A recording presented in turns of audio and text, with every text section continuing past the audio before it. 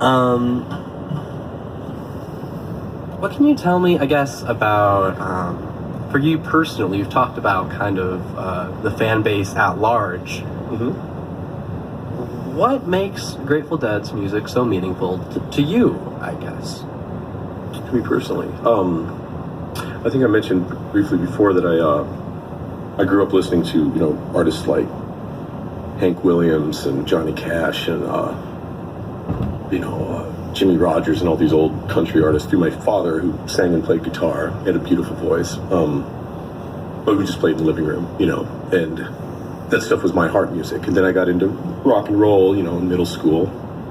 And when I was introduced to the Dead in college through a friend, I was really amazed at how much country was in it. I guess it brought me back around to appreciate the music I'd grown up with, because it was in a new context and one that I found a lot less square.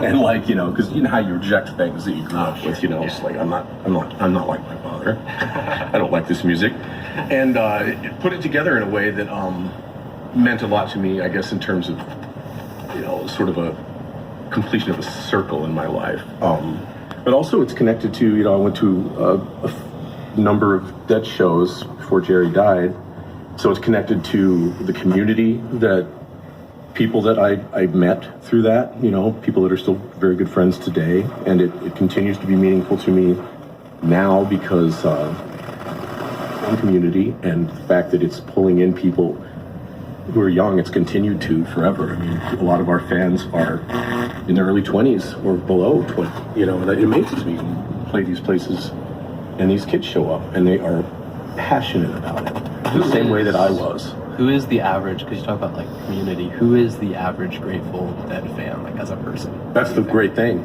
There's no way to say. I've known people who are lawyers and doctors who are, we see people who are 70 in our shows. We see people who are 18, people who are Republicans, strangely enough, Ann Coulter's a Deadhead, which, is whatever, I don't get in politics, but it kind of blows me away. But it's really hard to say. There is really no average Deadhead. I mean, that's the thing that's amazing about their music to me, and maybe it's because they reach in so many directions for their inspiration, but it seems like parts of it speak to everybody. And Deadheads are some of the most opinionated lot you'll ever meet, too, because they don't, they're not apologists for their band. They love their band, but they might hate this era or these songs or this person, this singer in the band, and they're vehement about it, but the rest of it carries it for them, So yeah, I'd say it's hard to say what the average Dead is. I'd say human. Well, that's human, probably. There's some animal. There might be. I haven't enjoyed it, but we won't ever know. We won't. My cat seems to like it, but I think she just likes it.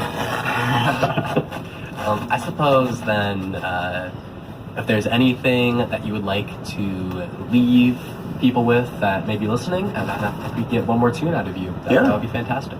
Well, I'd say if you are, I'd like to say that if you've not heard the Grateful Dead, if your only introduction to them is the media circus that tends to surround them, or maybe some really poorly recorded live show that was awful to hear, I want you to know that I probably think it was awful too, but they just happened to be the most documented band ever.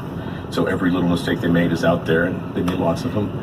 But that if you're interested at all, I would check out the album American Beauty and Working Man's Dead. Those two albums are about to hit their 50th anniversary next year, and those are the albums that pull a lot of people into their music because they're just wonderful, timeless albums. And I feel I'm very grateful to be able to play this music now with other musicians that take it as seriously as I do, and to be able to have the kind of experiences on stage in our studio that we have musically. It's as close as I can get to going back to that place when Jerry Garcia was alive and I got to see him play. It's as close as I can get with him being dead, and be able to play his music my own way, So, and please come to our show on Saturday, the 26th at Wildwood. Sounds good. Would you like to hit us with that last tune? Yeah, sounds good. Sounds good. All right, how much time do we have? 30-minute song? You can do whatever you're feeling. Okay. There's no one who needs to come in the studio for a little bit. So let's say I'm just kind of pushing the limits of that 30-minute time. All right, that sounds good. Let's see. If Zoe were here, I'd find out what her favorite is and play one for her. But we're just gonna have to take a guess. Excuse me. I'm gonna play one that I don't do all that often. That let's do this one. Sorry. You're good. I gotta pull up the lyrics to make sure I don't completely destroy them on live radio. That would be sad. Of course. Okay. This is a tune called Terrapin Station, which is usually not a very wise choice for an acoustic solo performance, but I'm not a really very wise man, so.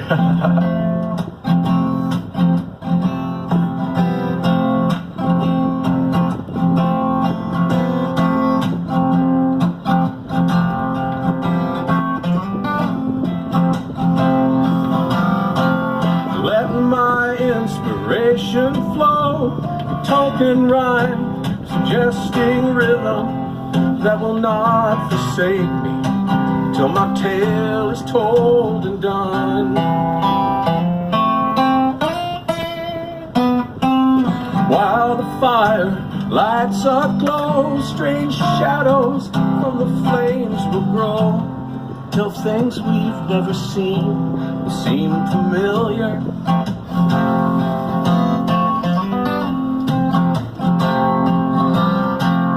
Shadows of a sailor forming, winds both foul and fair all swarm. Down in Carlisle we loved a lady many years ago. Here beside him stands a man, a soldier, from the looks of him, who came through many fights and lost in love.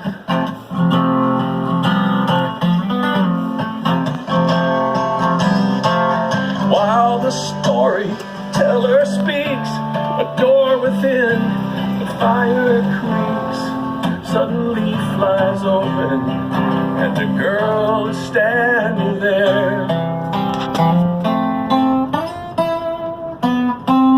Eyes of light with flowing hair, all that fancy paints is fair. She takes her fan and throws it in the lion's den.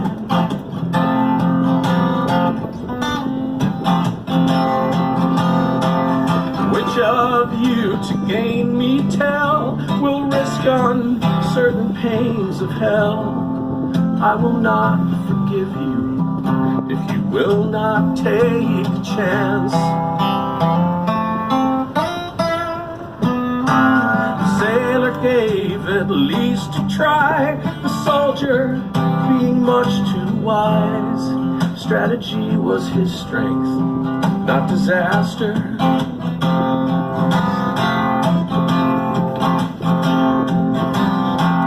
Sailor coming out again, the lady fairly leapt at him. That's how it stands today. You decide if he was wise.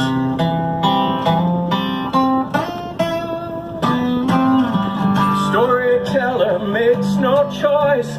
Soon you will not hear his voice. His job is to shed light, not to master.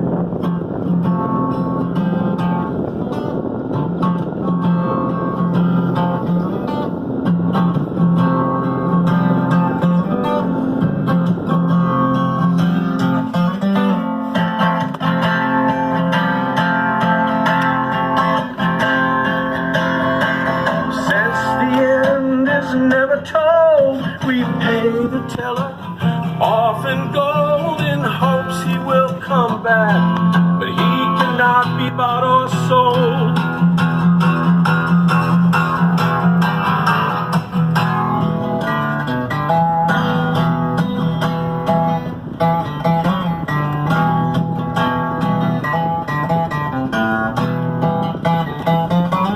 Inspiration, lead me brightly. like the song with scents and colors, roll away despair. More than this I will not ask, faced with mysteries dark and vast. Statements just seem vain at last. Some rise, some fall, some climb to get to Terrapin.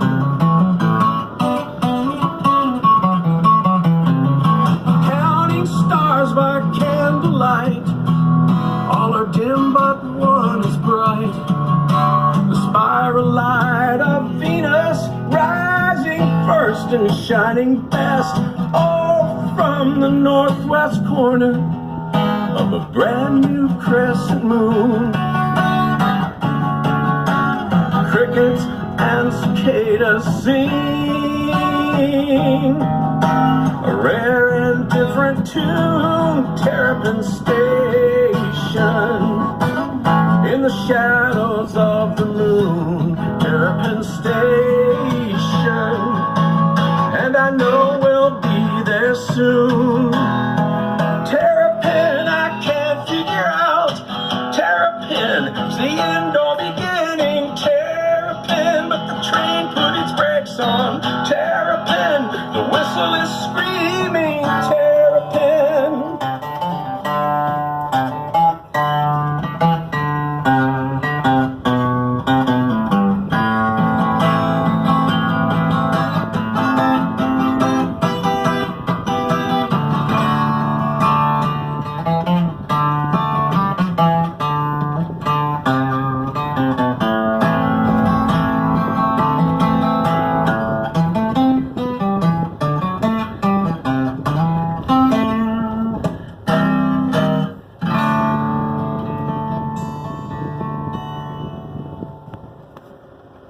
Thank you very much, Stacey, for sharing your music with us today. A Grateful Dead.